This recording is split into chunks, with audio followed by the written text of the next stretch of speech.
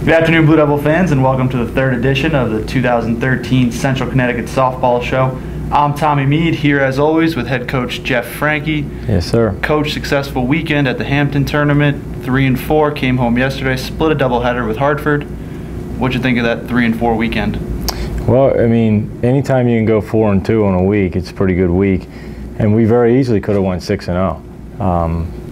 Make a couple plays here and there and some timely hitting, we could have been 6-0. It's all about getting ready for the next weekend, which is not this weekend, the following weekend when we open up conference. So we have 4 games this weekend, 2 on Wednesday, so we have 6 games left to get things figured out and ready for conference play. I'm going to make some lineup changes defensively this weekend to see see how it works out. I'm going to move, when Laura's pitching, I'm going to move Nicole over to third base and split Eileen and Kenya at shortstop. And then, we're going to continue to use Katie and then continue to make those substitutes in the outfield and at the DP spot. So hopefully we'll have it figured out by next weekend. And Laura's been consistent, and Nicole has certainly been a welcome surprise on how well she's pitched, and Jordan is throwing well, as far as being in that third slot. So this weekend will be good. We play a tough schedule this weekend, and then Fairfield next Wednesday. I'm proud of our efforts so far, and we certainly look forward to having a good weekend. Dating back even to last week, before our previous show, Kat Malcolm and Evie Rensel have had great weeks. They were both honored on Monday by the conference. Kat got co-player of the week. Evie got rookie of the week. What was their performance like this past week? To watch those two play this past week has just been amazing. I mean, they are just smoking the ball all over the place. Even the outs yesterday that they're making they are, as you know, as a baseball player, when you're in the zone and you're feeling it, everything just goes right. And I mean, Kat hit a foul ball yesterday down the right field line on a pitch that was down away that it may have knocked first baseman over if it would have hit her. It was that hard, and I know you all were at the game and saw it. And Evie's, for a freshman, Evie is so talented. It's amazing how talented she is, and we're still working on them to maintain her consistency, although I think Kat's 12 for 14 in the last 14 at-bats. And I don't like to talk about stats, and as you know, I don't ask for them. I don't look at them. The only reason I know is because we just spoke about it. For me, it's about consistency and just keep swinging the bat.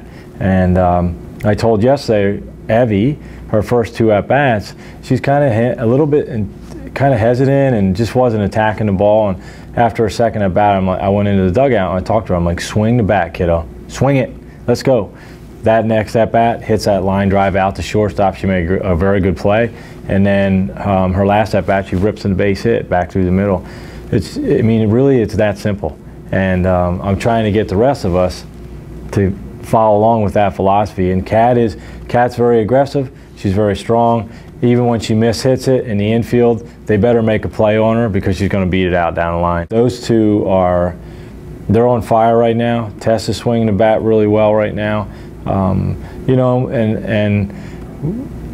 Ariel's starting to come around, and we just got to get Hannah going and the bottom half of our lineup, and we'll be in pretty good shape. But if Kat and Evie keep swinging the way they're swinging, they're going to certainly, I would certainly say that they'll reap the year-end awards from the conference. And Kat certainly has the ability to be player of the year, that's for darn sure. Let's talk a little bit about yesterday's doubleheader. Dropped the first game, but your team really battled back in the second game, particularly late with a 4-run 6th inning. You made some substitutions in the lineup. Stephanie Chatkeves came in, Brittany Ernst, and Alicia Keogh. Why don't you talk a little bit about the decision you made to put those subs in the game? Yeah, it's, I've said since day one and since our first show that the team knows that I trust in their ability and I respect their ability, and we're going to continue to make changes and give people chances to step up and play like champions. And Kelsey, I felt like Kelsey was struggling with that pitcher, and Stephanie she's had great batting practice the last couple weeks. So I trust my instincts, put Stephanie in, she whacks a home run. And as a coach, it certainly makes you look like you know what you're doing. And that's what, I mean, I said that to Stephanie. I'm like, hey, that a baby. And we put Alicia in for Hannah, and Alicia, we put a squeeze bunt on, and Alicia gets the squeeze bunt down, scores cat, which was huge at that time because that helped that inning. And then Brittany took Ashley out, put Brittany in, and Brittany's first swing, she kind of just poked at it. And I've talked to our slappers about when you get runners in scoring position, I want you to slap, but if I give you a slap, swing it, man. Drive the ball. Because what do? They move in. So I walked down the line, I said to him, like, come on, swing the bat, let's go. Next pitch, whack, rips it. I mean, it was by the third base before she even seen it. And she gets a bases clearing triple. So, you know, I know we've talked about this before, is we just have to trust our instincts. And we have to trust our players that we have and their abilities that we have and matchups. And in the first game, I put Gianna in. The pitcher was struggling against lefties. I put Gianna in, and Gianna walks, and that was a big part of our inning when we scored some runs. So it's about trusting your instincts and trusting your personnel, and the team believes in that, and I think that they respect that, and they understand that they're going to get their shot at some point. I'm proud of them because some players respond really well to that and some don't, but we've been very fortunate, and I know we spoke about this. In my 4 years here, gosh, I've had a lot of substitutions that have worked out in our favor, and I think that that's I talk about karma, but I mean, in this situation, I think it just comes down to believing in my players and believing that they're going to get the job done, and the matchups are right, and you know, I'm proud of them so far, and we're certainly going to continue that pattern the rest of the year, and I believe in our players are going to get it done. Coach, this weekend you're going to go down to Hofstra.